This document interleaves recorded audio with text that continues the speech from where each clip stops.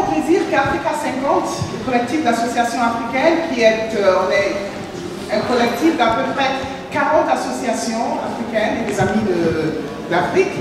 C'est avec grand plaisir que nous vous accueillons ici dans la mairie du 7e arrondissement pour commémorer cette journée qui est très importante pour nous, les Africains, et les Africains, les Antillais, et je pense que pour le monde entier.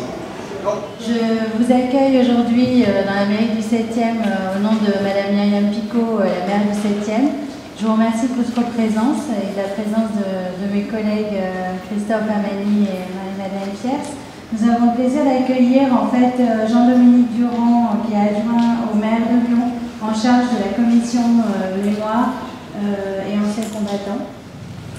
Alors nous sommes réunis aujourd'hui à l'occasion de la journée nationale des mémoires de la traite, de l'esclavage et de leur abolition, qui a été célébrée pour la première fois il y a 10 ans exactement, le 10 mai 2006.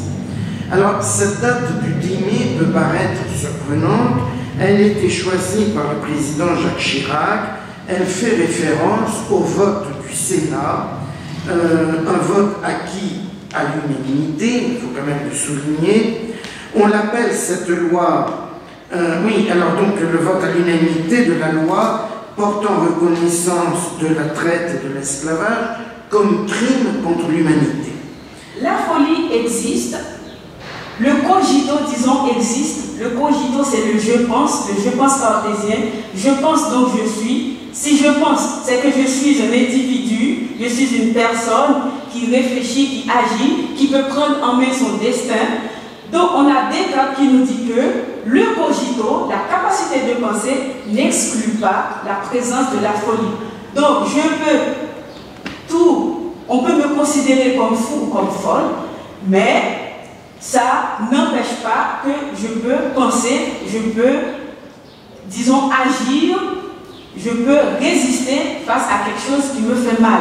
Et c'est dans cette mesure que j'utilise le mot folie pour, disons, pour parler des femmes noires, des femmes esclaves qui ont voulu résister, que ce soit à travers le suicide, parce qu'il y avait des femmes qui se suicidaient, il y avait des femmes qui avortaient, pour ne pas créer de nouveaux bras pour la colonie. Ce mardi, comme tous les autres jours, les hommes avaient rejoint les champs dès l'aube. Là, d'abord, donc l'outil de travail sur l'épaule, d'autres s'étaient rendus à la chasse, tandis qu'un troisième groupe avait pris la direction du fleuve où étaient amarrés de barques de pêcheurs. Seuls quelques tchédos, donc les tchédos, à l'époque c'était les titres qu'on donnait aux soldats, et plus des mercenaires aussi, des tchédos, étaient restés en garnison et s'occupaient à astiquer nonchalamment le fusil de traite. Dans le village, 2 occasions livrées aux femmes, aux enfants et aux vieillards, régnait l'animation du quotidien. Le coup de pilon en une ronde saccadée redoublait d'ardeur à montre le mille. Les femmes, vacant à leurs occupations, s'interpellaient à l'entour des greniers où étaient entreposées les dernières récoltes. Quelques-unes enfin bavardaient tranquillement sur la place du village, tandis que les jeunes enfants se poursuivaient bruyamment autour de l'arbre à palabre où, le soir venu, les anciens avaient coutume de dérouler les histoires du passé. Soudain, un cri d'effroi troubla la quiétude du lieu. En un instant, les rires se figèrent, les pilons tombèrent, les concessions se vidèrent. Tous les regards convergent vers la femme qui venait de franchir en trombe l'entrée du tata. Se mirent enceinte en branchage interglaise, censé protéger les villageois en cas d'offensive. La main agrippée à une part basse, ruisselant d'eau, bien que vidée de son contenu, la femme a été terrorisée. Les mots sont là, ils arrivent.